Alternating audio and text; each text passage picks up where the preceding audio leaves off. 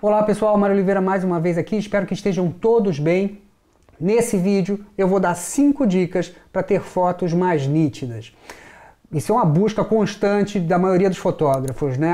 A busca pela nitidez. Muitas vezes isso passa pelo equipamento que a gente tem, mas às vezes não. Às vezes você consegue resultados muito bons em termos de nitidez com o equipamento que você já tem aí. Basta que você tome cuidado em alguns pontos, se atente a algumas técnicas. E é isso que eu vou fazer aqui nesse vídeo. Vou mostrar 5 dicas que você pode utilizar com o equipamento que você já tem aí para ter fotos mais nítidas. Primeira dica, cuida com a velocidade do obturador. Uma foto tremida é naturalmente uma foto com pouca nitidez. E a principal causa para a gente ter uma foto tremida é uma velocidade baixa do obturador. Isso faz com que no momento do clique a câmera movimente, e esse pequeno movimento da câmera já é o suficiente para resultar numa foto tremida. E para evitar isso, a gente então tem que buscar velocidades de obturador mais altas possível, né? Obviamente dentro do limite da exposição que você define, para que a gente minimize o risco de fotos tremidas. E para a gente definir essa velocidade, existe uma regrinha prática, que não é uma regra definitiva, não é uma regra objetiva, mas que ajuda bastante para a gente pensar nessa velocidade do obturador. Essa é a regra da velocidade de segurança. Essa regra diz o seguinte: você não deveria usar uma velocidade mais baixa do que o comprimento focal da sua lente.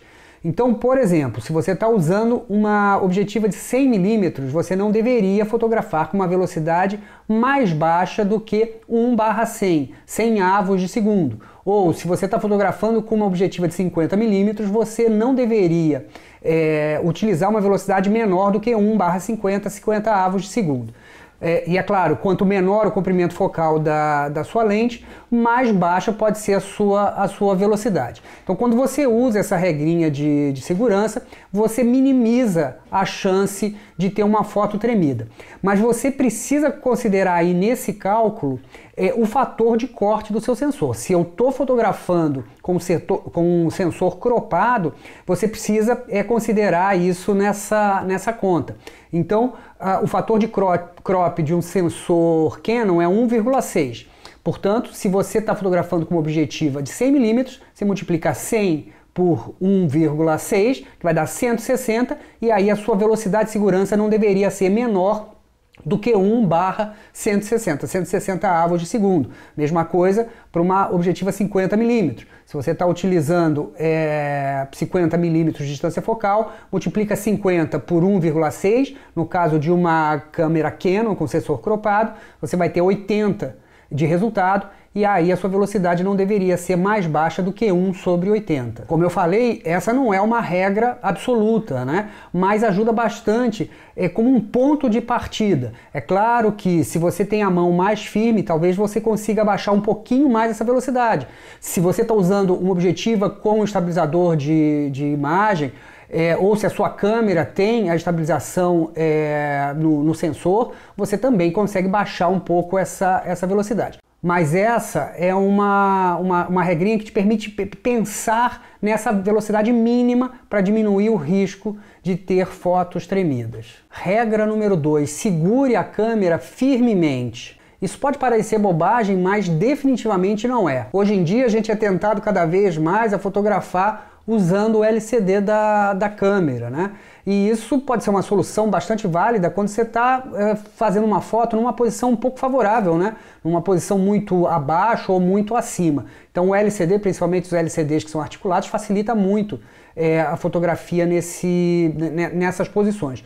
Mas não tenho dúvida de que segurar a câmera firmemente, estabelecer o máximo possível de pontos de contato com a câmera, faz com que você consiga mais firmeza, e se você segura a câmera mais firmemente, você tem menos chance de tremer.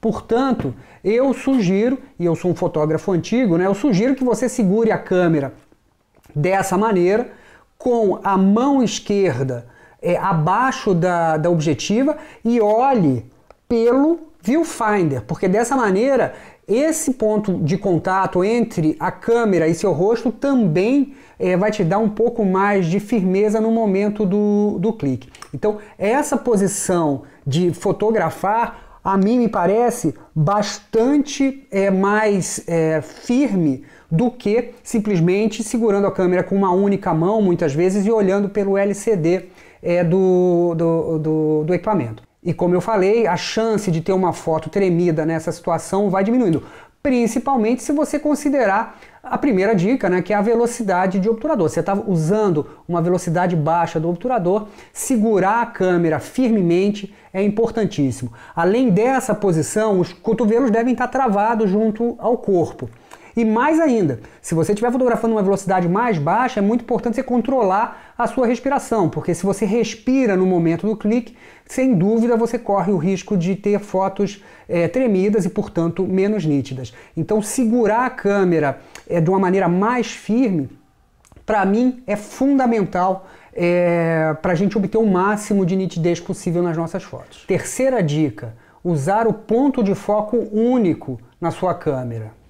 Quando você fotografa utilizando múltiplos pontos de foco, você corre o risco de ter o foco feito num local, num objeto que não é exatamente aquele que você deseja para sua foto. O ponto de foco único te permite definir exatamente o local aonde o foco vai acontecer. A gente precisa lembrar que o foco é feito por contraste. Então, se você tem múltiplos pontos de foco ativos, a câmera vai tentar achar o foco naquele ponto de maior contraste e mais próximo à objetiva. E por isso, você pode ter o foco um pouquinho adiante ou um pouquinho atrás daquele ponto exato onde você gostaria. Então, o foco pontual, né, o ponto único de foco, auxilia nesse sentido.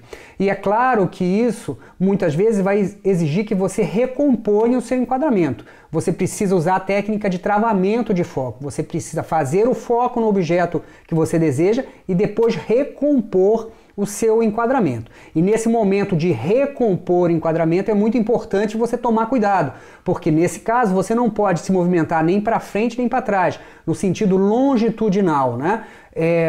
Nem se aproximando nem se afastando do objeto que você está fotografando. O seu movimento tem que ser sempre paralelo à sua objetiva, porque dessa maneira você mantém a distância relativa ao objeto que você está focando e você não empurra o foco um pouquinho para frente ou para trás. Então é muito importante você se atentar a isso. Quando você está fotografando com um único ponto de foco, no momento, e se estiver utilizando a técnica de travamento de foco, no momento em que você recompõe o seu enquadramento, você precisa cuidar para o seu movimento ser sempre paralelo e nunca longitudinal. Dessa maneira você garante que o foco vai ser cravado no local exato em que você deseja. Preciso fazer uma ressalva aqui de que quanto mais aberto for seu diafragma, mais complicado é esse movimento de reenquadrar a cena. Mas essa é a maneira de você garantir que o foco vai ter exatamente naquele ponto em que você deseja. Quarta dica: escolher a abertura correta. Toda objetiva tem uma faixa de diafragma em que ela vai te entregar uma imagem mais nítida. E essa faixa, ela normalmente é 2 pontos mais fechado que o diafragma mais aberto e 2 pontos mais aberto do que o diafragma mais fechado. Então imagina a seguinte situação: você está utilizando uma objetiva que tem a maior abertura do diafragma em 4.0. Se você fechar 2 pontos, 4.0, 5.6 e 8. O seu diafragma vai ser mais nítido a partir do diafragma 8. Por outro lado, no outro extremo, se a sua objetiva fecha até f22, se a gente abrir 2 pontos de diafragma, f16, f11, a sua objetiva vai ser mais nítida a partir de f11. Portanto, nessa objetiva hipotética que abre f4 e fecha f22, a melhor faixa de nitidez vai estar entre os diafragmas f8 e F11. Essa é a melhor faixa de nitidez. Portanto, escolher diafragmas entre F8 e F11 vão te dar uma imagem mais nítida. Quinta dica, aplicar nitidez na pós-produção. Se você fotografa em RAW, você vai precisar editar a sua foto. O arquivo RAW precisa ser editado. E a aplicação de nitidez é uma das etapas fundamentais desse processo de edição de foto. Isso porque a maior parte dos arquivos digitais produzidos pela maior parte das câmeras tem algum grau de desfoque. Existe um filtro na frente do sensor que se chama low pass ou anti-aliasing, que causa, ele é muito importante para a produção da imagem digital, mas causa algum desfoque. E a maior parte dos sensores digitais possui esse filtro. Então a gente precisa considerar essa necessidade. Quando você está fotografando em JPEG, é uma outra história, porque aí o próprio processamento da câmera já aplica algum grau de nitidez. Mas quando você fotografa em RAW, precisa tratar a foto e precisa aplicar a nitidez. E eu vou mostrar aqui no Lightroom, você pode usar o Lightroom, você pode usar o Photoshop, eu vou mostrar aqui no Lightroom essa diferença. Veja só, essa imagem ela foi feita com uma objetiva 50mm 1.2. O diafragma mais fechado dessa objetiva é f16. E essa foto eu fiz com f5.6, ou seja, eu estou dentro daquela melhor faixa de nitidez da minha objetiva. Veja que quando eu aproximo a imagem, a gente percebe um grau de nitidez extremamente satisfatório. Mas eu sei que eu ainda posso melhorar um pouco mais essa nitidez, porque eu sei que essa foto tem algum grau de desfoque.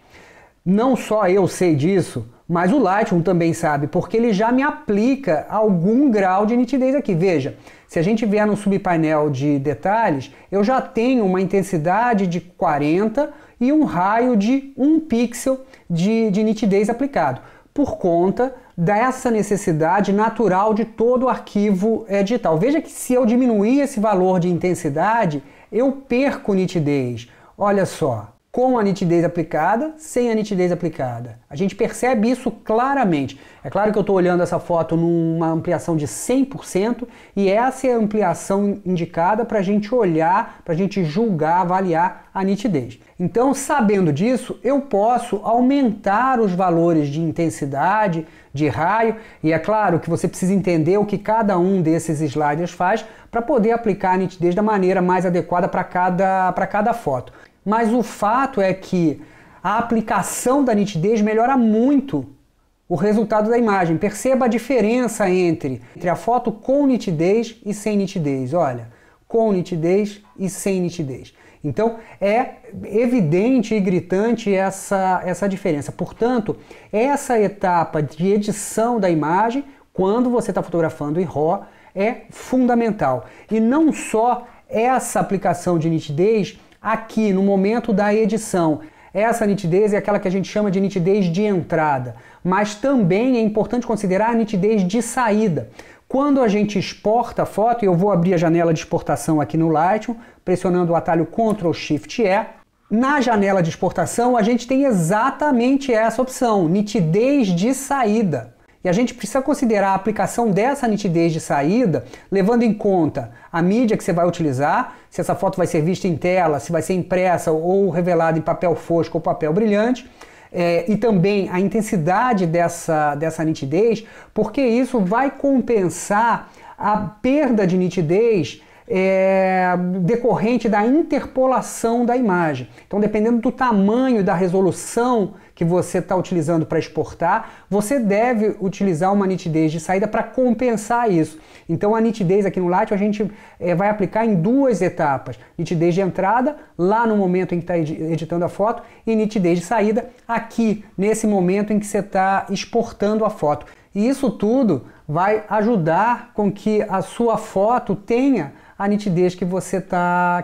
buscando. Portanto, são uma série de detalhes, e eu dei aqui só 5 dicas que podem ser utilizadas, mas que devem ser observadas, porque cada uma dessas dicas vai ter uma determinada importância no resultado final da sua foto. Então é isso. Se você gostou desse vídeo, não esquece de curtir, comentar, compartilhar. Se essas informações forem úteis, se essas informações te ajudarem aí na sua fotografia, não esquece de deixar seu comentário aí, deixar sua curtida, se inscrever no canal, isso é muito importante pra gente. Muito obrigado por terem ficado até aqui e até o próximo vídeo.